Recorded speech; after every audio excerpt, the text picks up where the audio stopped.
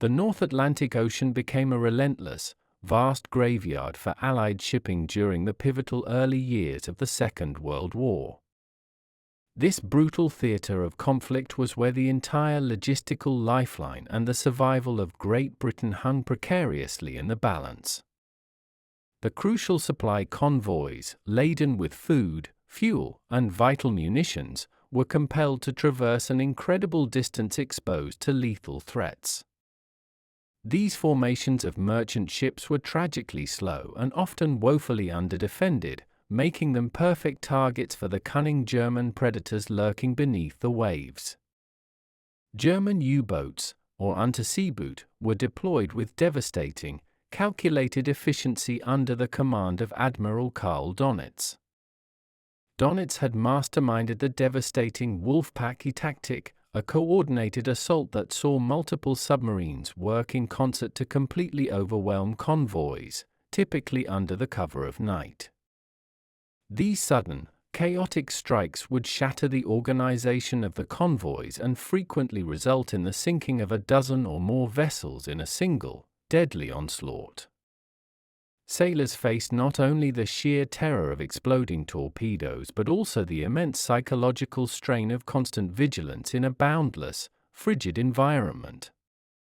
The sheer scale of the Atlantic seemed to swallow up entire ships without leaving a trace, creating vast zones that were completely unpatrolled and dangerously unprotected.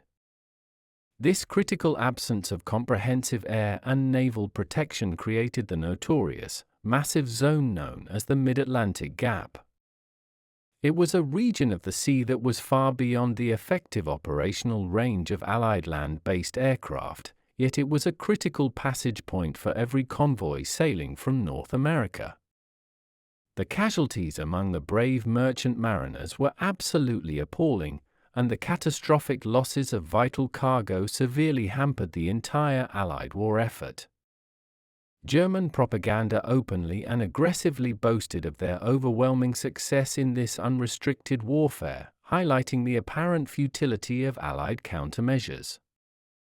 They watched the escalating casualty lists grow, confident that they could completely choke off Britain's supplies before America's full industrial might could even begin to mobilize. The early war period saw the tonnage sunk by U-boats dramatically outweigh the speed of Allied shipbuilding, pushing the Western Allies closer to a catastrophic defeat at sea. This battle was not just fought with ships and guns, it was a brutal battle of logistical endurance, rapid technological innovation, and sheer, unwavering, bloody-minded perseverance against a seemingly insurmountable obstacle. Every lost ship meant fewer resources for the war against the Third Reich in Europe and a dangerously prolonged period of vulnerability for the island nation holding out against tyranny. The desperation grew with every enemy torpedo hit and sinking, fueling the urgent need for a weapon that could finally close the entire gap and bring continuous protection to the convoys throughout their entire oceanic journey. The Allies were demonstrably losing the crucial Battle of the Atlantic, and the only long-term answer, they instinctively knew, had to descend from the skies above. Admiral Donitz's brilliant but brutal strategy was fundamentally rooted in the cold, hard understanding that the submarine, properly utilized, was the ultimate commerce raider. He decisively rejected the outdated, older notion of single, isolated U-boats patrolling fixed and predictable routes in favor of concentrated, dynamic, and coordinated strikes that maximized chaos and destruction. The revolutionary wolfpack concept, known as Rudel tactic, was elegant in its simplicity and terrifying in its relentless execution against the slow-moving, vulnerable targets. A single U-boat, often an experienced ace commander, would shadow a massive convoy during the day, maintaining a distant, unseen vigil just below the sharp horizon. At dusk, this vanguard U-boat would surface and radio a coded signal back to German headquarters, vectoring in a dozen or more of its hungry brethren from across the Atlantic. The ferocious attack would then commence under the impenetrable cover of the darkest hours, making it incredibly difficult for the scattered escorts to detect the multiple, incoming threats.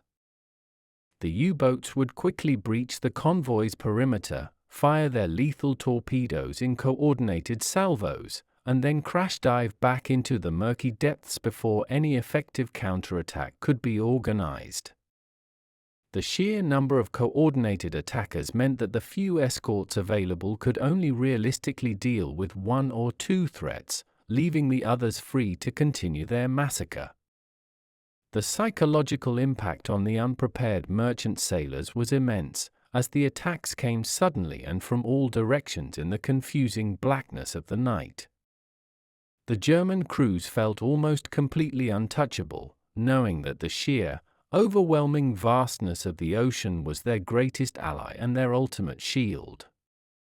They would often brazenly surface near the burning, sinking ships to taunt the exhausted survivors or simply to watch the destruction unfold, a clear sign of their overwhelming confidence and superiority. The U-boat commanders like Gunther Prien and Otto Kretschmer became celebrated national heroes in Germany, their staggering successes lauded continuously in propaganda newsreels.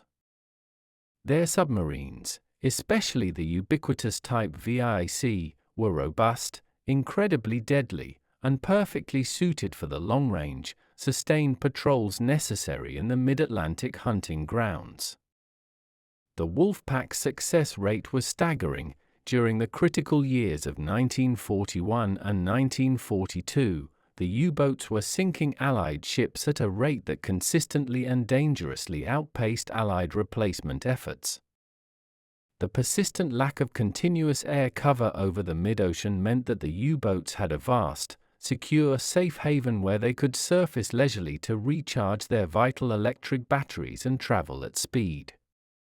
This free-ranging, confident behavior was the true secret to the wolfpack's endurance and their terrible ability to stay on patrol for extremely extended periods far from their French bases. The German Navy firmly believed that the small, occasional Allied aircraft were nothing more than a nuisance, a temporary irritation near the coastlines that quickly faded into the empty air of the central Atlantic. This period was the absolute, unchallenged zenith of the U-boat menace, a time of German naval dominance that brought the Allies perilously close to a logistical catastrophe. In the initial, terrifying stages of the war, the aerial patrols desperately mounted by the British and Canadian air forces were often viewed with contemptuous dismissal by the seasoned U-boat commanders. The early aircraft grudgingly pressed into service for these long-range reconnaissance missions were simply and fundamentally inadequate for the task at hand. These patrol planes possessed either insufficient operational range to reach the main convoy routes or lacked the necessary, modern detection capabilities to find a submerged target. Older machines like the Lockheed Hudson or even the robust Short Sunderland struggled immensely to provide sustained, meaningful coverage over the enormous, punishing distances required. The concept of effectively patrolling the vast, empty expanse of the mid-Atlantic gap with aircraft seemed like a logistical joke to the confident German high command. They deeply understood the technical limitations of existing aviation technology, and they accurately calculated the maximum effective combat range of the coastal patrols. Beyond those calculated limits, the ocean was considered sacrosanct, safe territory and where U-boats could confidently operate on the surface without any fear of imminent attack. German radio intercepts often contained triumphant messages from U-boat commanders openly deriding the sporadic and distant Allied air presence they sometimes encountered. They would publicly mock the desperate, often fruitless flights that turned back long before they ever reached the critical central shipping lanes where the convoys were being decimated. The U-boats would brazenly surface in daylight to charge their essential electric batteries, confident that the nearest Allied aircraft was hours away, assuming one was even flying. This deep-seated confidence was reflected in German naval strategy, which accepted the occasional coastal aircraft encounter as an unavoidable, minor risk to be quickly managed. The long-range patrols that the Allies managed to scramble were often single, lonely, and vulnerable aircraft, easily evaded and rarely successful in sinking a single submarine. A single confirmed sighting of a U-boat was a very rare and precious event, and the chances of that aircraft having the appropriate armament to successfully press home a lethal attack were even slimmer. The Germans possessed an air of technical and strategic superiority, particularly with their own formidable long-range maritime patrol aircraft like the Focke-Wulf FW-200 Condor, which itself terrorized the convoys closer to shore. The distance was simply and prohibitively too great for the Allies' existing land-based air forces to provide the necessary blanket protection, leaving a massive, exploitable strategic hole. This vulnerability became infamously known as the Black Pit, a place of profound despair for Allied sailors and an unassailable sanctuary for the German wolfpacks. The mockery from the German side was rooted in hard, practical mathematics. The sheer volume of the Atlantic was far too big, and the fuel tanks of the available patrol planes were critically too small. The psychological warfare from the Germans included consistently dismissing Allied air support as merely a symbolic gesture rather than a genuine, powerful military threat to their operations. This pervasive contempt for the Allies' aerial reach would persist and dominate German naval thinking until a brand new technology and a very specific type of aircraft fundamentally changed the entire arithmetic of the Atlantic War. The crucial Battle of the Atlantic was overwhelmingly characterized by the challenging geography of its conflict, specifically the persistent and devastating existence of a zone that completely defied Allied air cover. This notorious, massive region, stretching hundreds of miles between the effective patrol arcs of land-based aircraft from North America and Great Britain, was bitterly termed the Mid-Atlantic Gap. It quickly became the tactical key to the success of the entire U-boat war, a vast, lawless stretch of ocean where convoys were utterly exposed to synchronized, deadly attacks. The maximum effective patrol range of Allied aircraft, even with emergency auxiliary fuel tanks installed, simply could not completely close this central, deadly chasm in the vital sea lanes. As a massive convoy steamed eastward from the North American coast or westward from the UK, its short-legged escorting aircraft would eventually, reluctantly, be forced to turn back due to unmanageable fuel limitations. The exact moment the last protective aircraft disappeared over the horizon was the immediate signal for the waiting German wolfpacks to swiftly move in for the kill. The gap was not merely an empty space on a map but a lethal, 500-mile-wide corridor where the heaviest and most consistent losses of irreplaceable merchant shipping were sustained. The Germans knew its precise coordinates and deliberately staged their most aggressive and concentrated operations within its confines, treating it as their private, unpoliced hunting reserve. This massive strategic flaw dictated the grim fate of countless merchant sailors and profoundly influenced the ultimate success of the entire Allied supply effort. The only way to provide continuous, effective protection would have been through the use of capital aircraft carriers, but the Allies could not spare the large fleet carriers necessary for dedicated convoy duty. Small escort carriers, affectionately termed jeep carriers, were eventually introduced, but they were a later, time-consuming development and were too few in number in the critical, losing early years. Therefore, the only viable short-term solution was to urgently find an aircraft capable of true intercontinental endurance that could fly its mission from a solid, land base. The necessary aircraft had to successfully combine range, extreme reliability, and the capacity to carry a useful combat payload of depth charges and the latest detection equipment.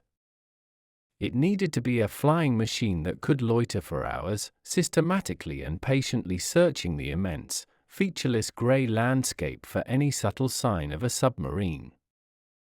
The eventual, necessary solution would have to be an ugly, slow, but incredibly tough and long-legged machine, an aerial workhorse built exclusively for supreme endurance, not speed.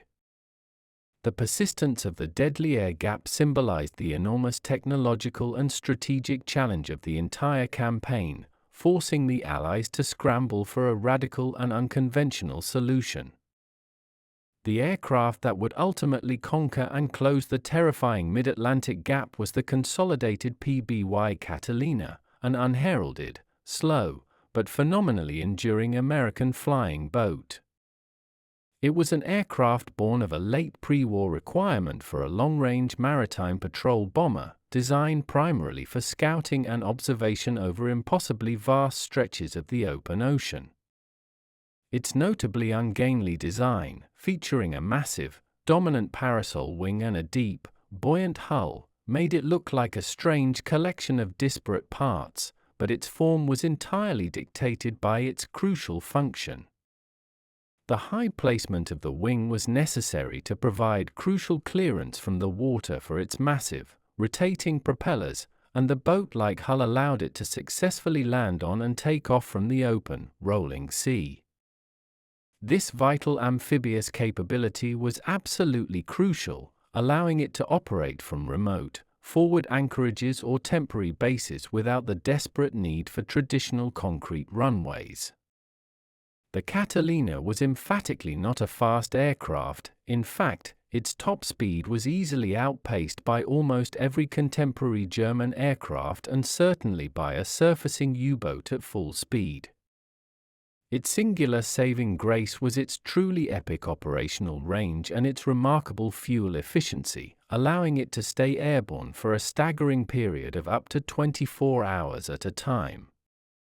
This was exactly the unyielding endurance required to finally bridge the lethal gap, to fly from bases in Iceland or Northern Ireland and meet up with patrols coming all the way from Newfoundland.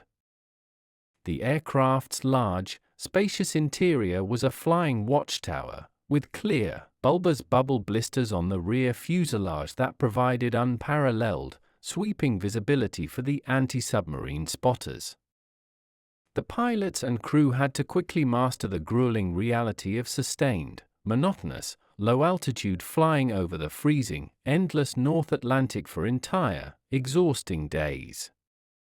Mental and physical fatigue was as much a dangerous enemy as the U-boats themselves, requiring immense discipline and a careful rotation of duties to maintain an absolutely constant vigilance. The PBY became the perfect tool for the job precisely because of its very limitations. Its deliberate low speed actually greatly enhanced its ability to search slowly, methodically, and precisely. It was fundamentally a platform for patient observation, a dedicated surveillance aircraft that could still carry enough fuel and depth charges to prosecute any target it managed to find. The Allies began to pour unprecedented resources into fitting these essential patrol planes with specialized electronic equipment, fundamentally transforming them into true, lethal subhunters. The Catalina represented a crucial, necessary shift in Allied strategic thinking, moving completely away from high-speed interdiction toward patient, long-duration surveillance and sustained, punishing presence. Achieving the unprecedented endurance required to successfully close the mid-Atlantic gap demanded every conceivable modification and sacrifice from the Catalina airframes and the desperate aircrews. The stock PBY was already an impressive aircraft, but its operational range absolutely needed to be stretched to the absolute breaking point to provide the necessary patrol overlap in the Central Ocean.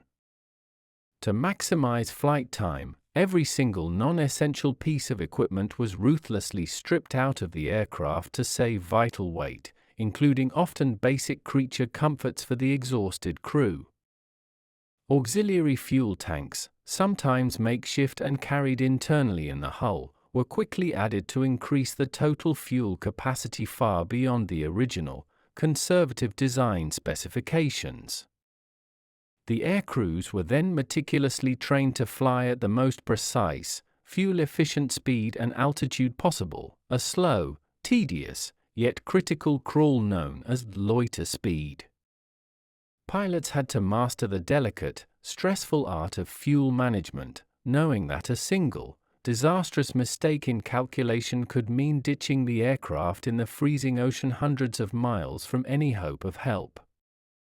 Navigation over the Atlantic was an absolute, monumental challenge, as the aircraft flew far outside the range of reliable radio direction finding and often above a perpetual, thick blanket of clouds.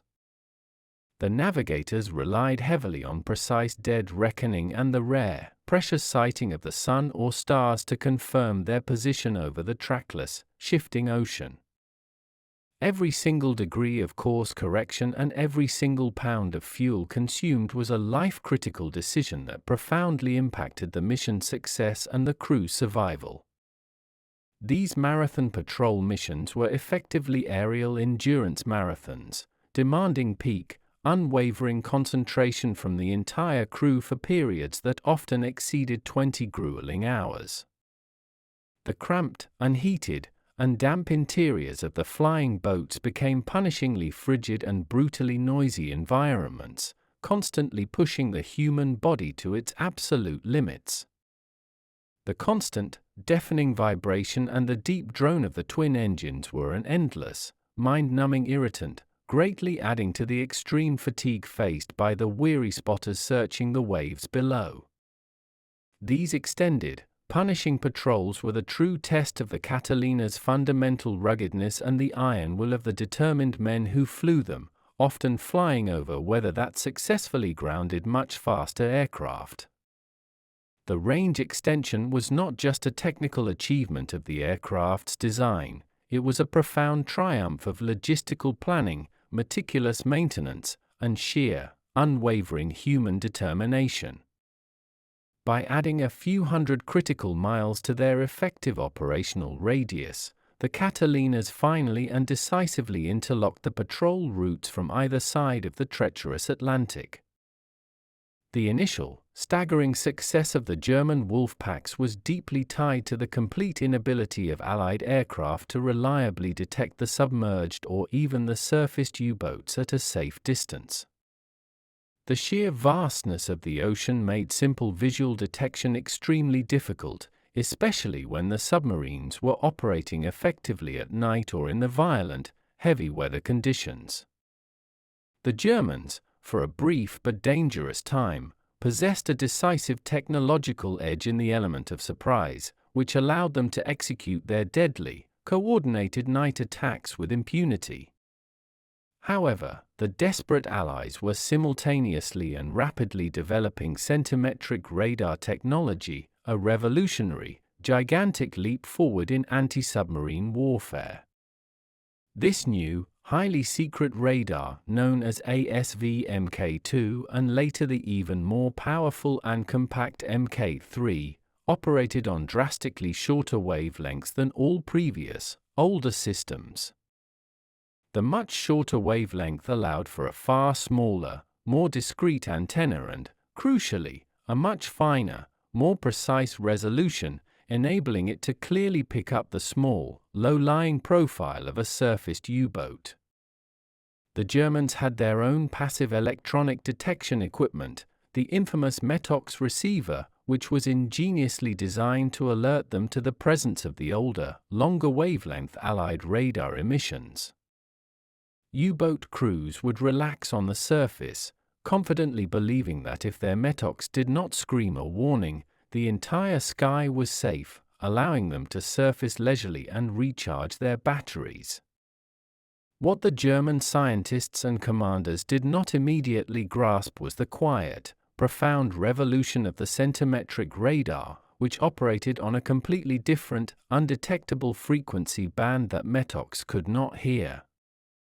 The new ASV-Mk3 radar was essentially invisible and silent to the enemy, allowing the Catalina and other equipped patrol aircraft to stalk the U-boats without any prior warning.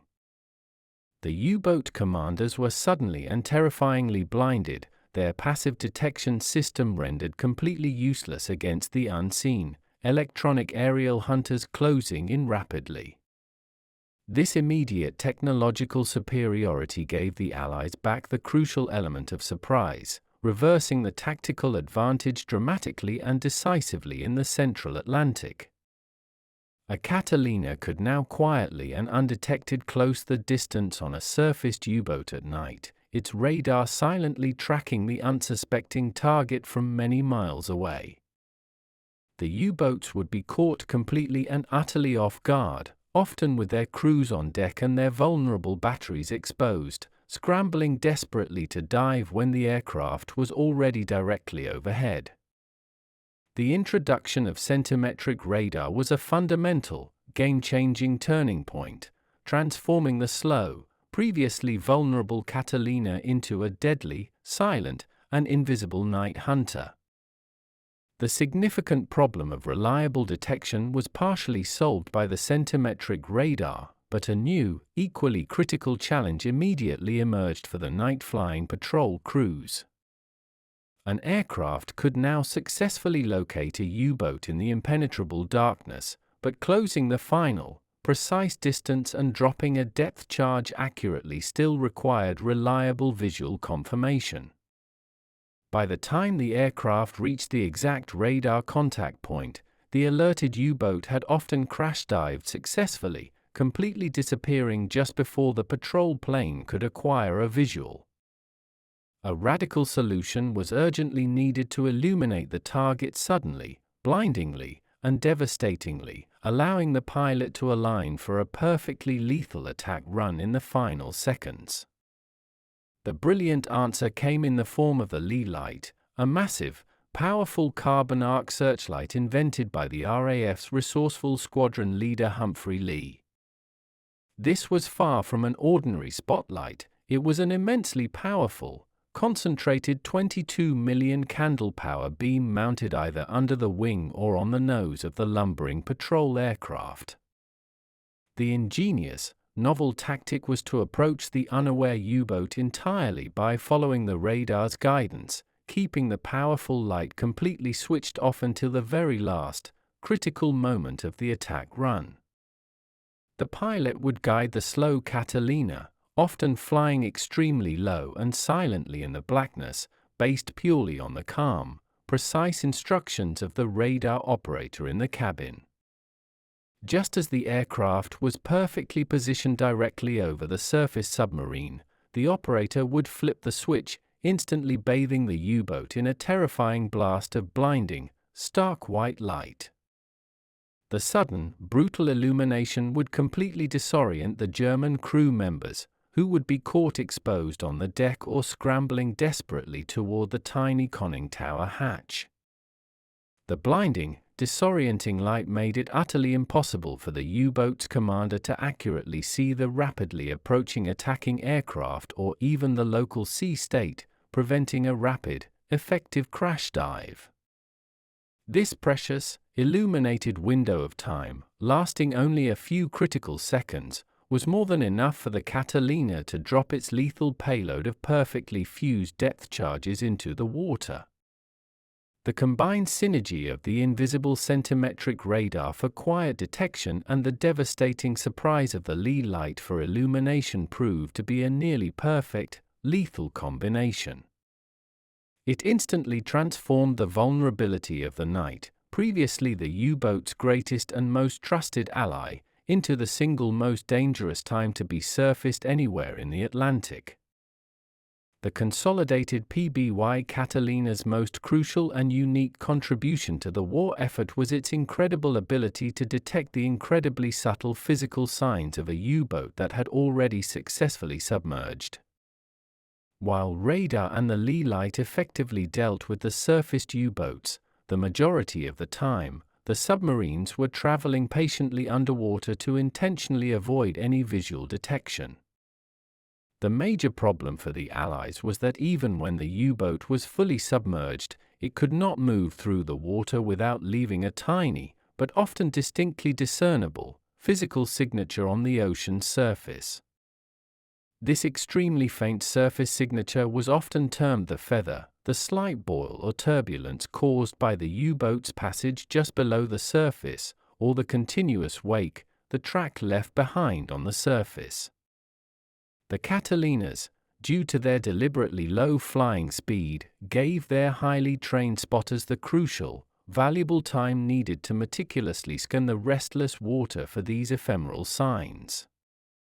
Flying at very low, perilous altitudes, the dedicated crew members, often looking intently out of the large blister windows, would stare without blinking at the changing color and texture of the water for hours on end.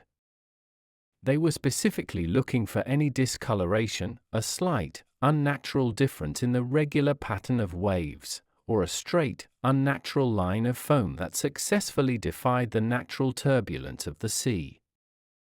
A deeply submerged submarine, even as far down as 30 or 40 feet, would inevitably drag a subtle, continuous track of turbulence across the surface, essentially an undeniable arrow pointing directly to its hiding location. The U-boats were designed to be silent and invisible to the naked eye, but they simply could not hide the inescapable physical disturbance of their continuous passage through the dense water.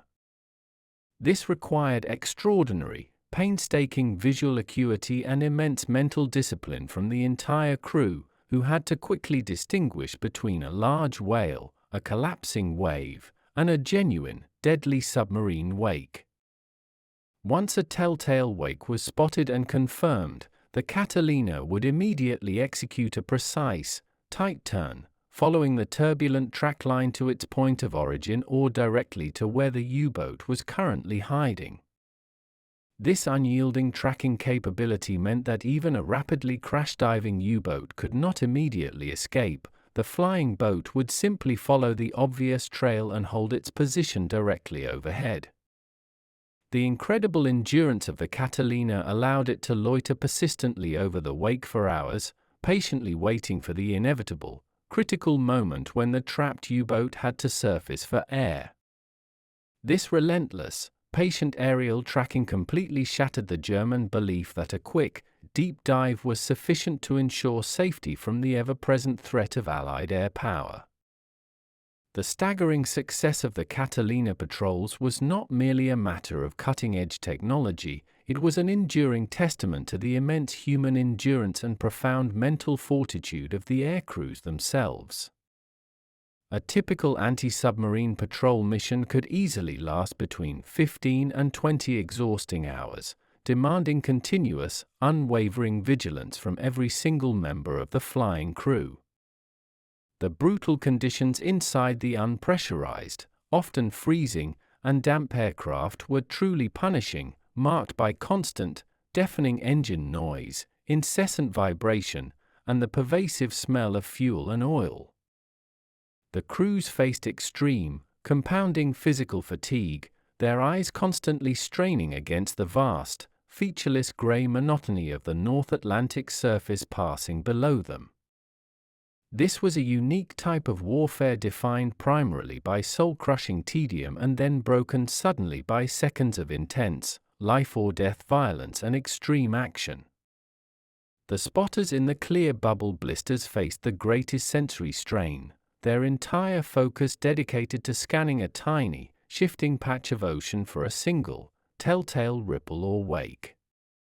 Their demanding shifts were relentless and unforgiving, as one pair of exhausted eyes would relieve another, ensuring that the critical search never once paused over the entire patrol.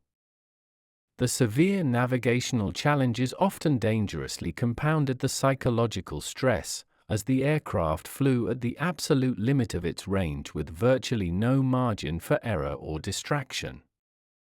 Running completely out of fuel meant a deadly, almost certain sinking in the freezing water, hundreds of unforgiving miles from the nearest possible rescue vessel or ship. The persistence and sheer volume of these continuous flights meant that the mid-Atlantic gap was no longer a safe sanctuary but a constantly monitored, extremely hazardous, an unpredictable zone. The Catalinas would often circle an area for hours after a verified sighting, even if the U-boat had momentarily escaped, simply denying the enemy the chance to surface safely and recharge its batteries. This continuous, suffocating presence relentlessly forced the U-boats to remain deeply submerged for much longer periods, dangerously draining their batteries and severely reducing their operational speed and efficiency.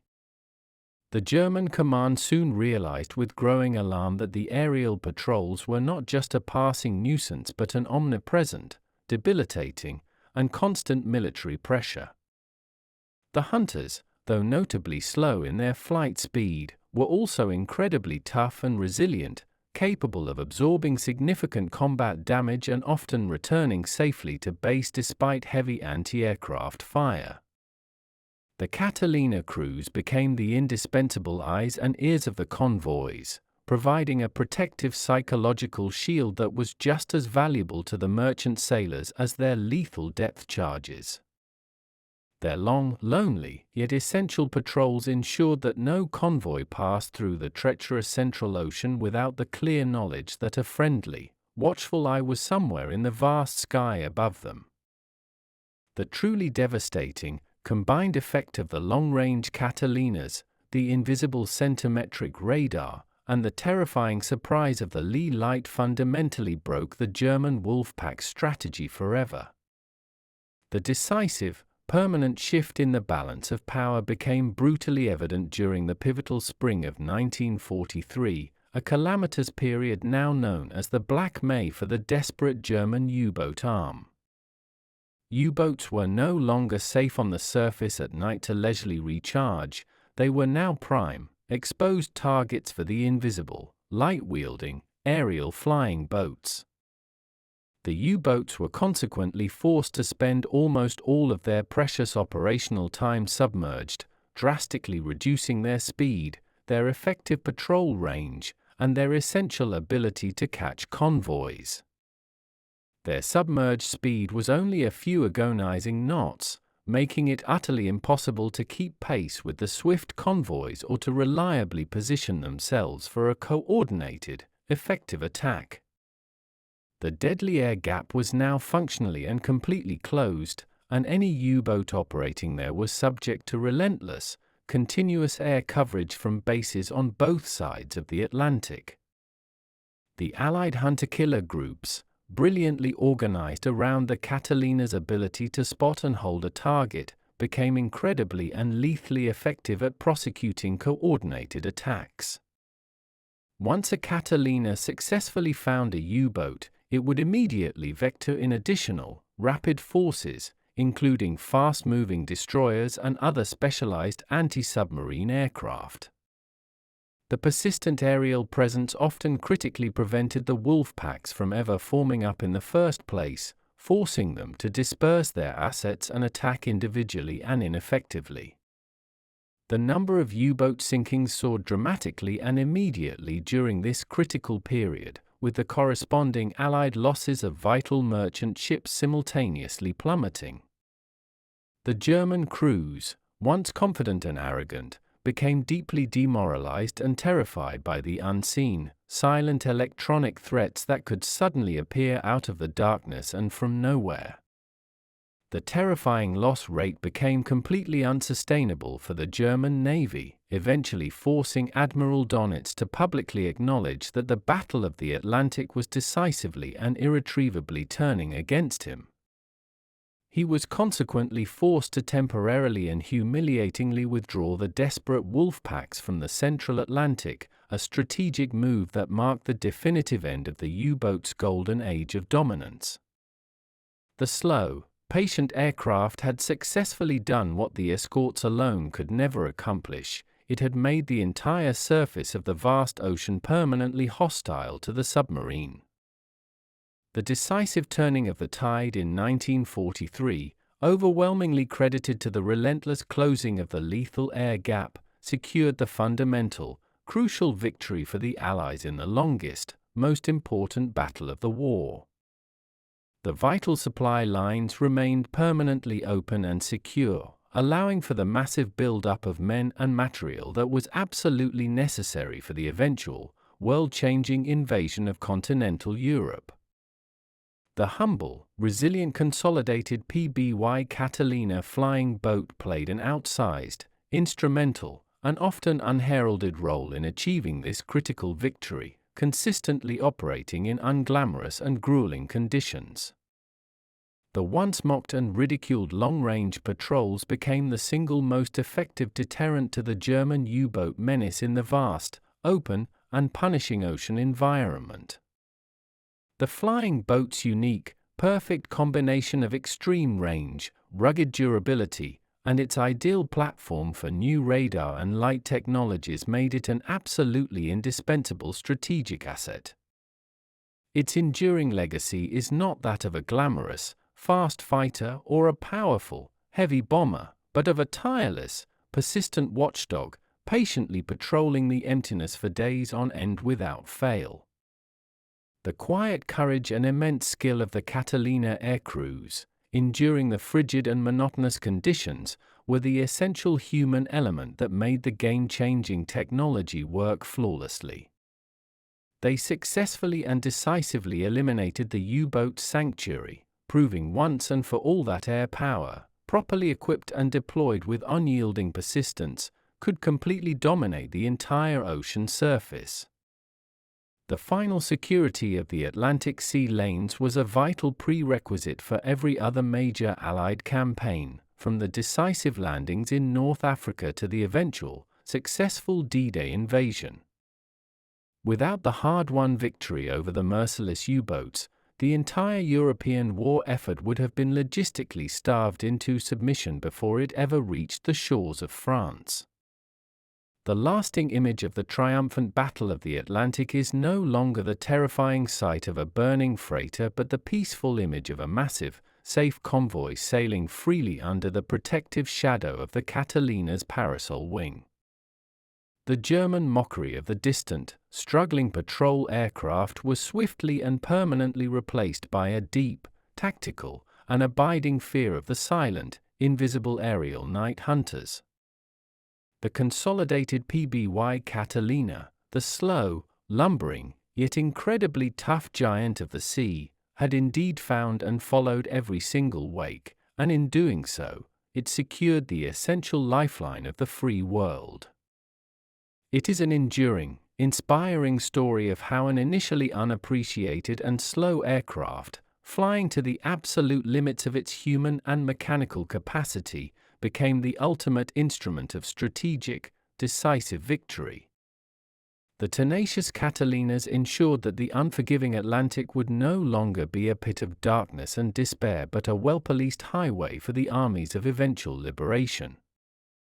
This humble flying boat remains a powerful, timeless symbol of engineering endurance, rapid technological adaptation, and the quiet, unwavering heroism that ultimately saved the entire Allied cause.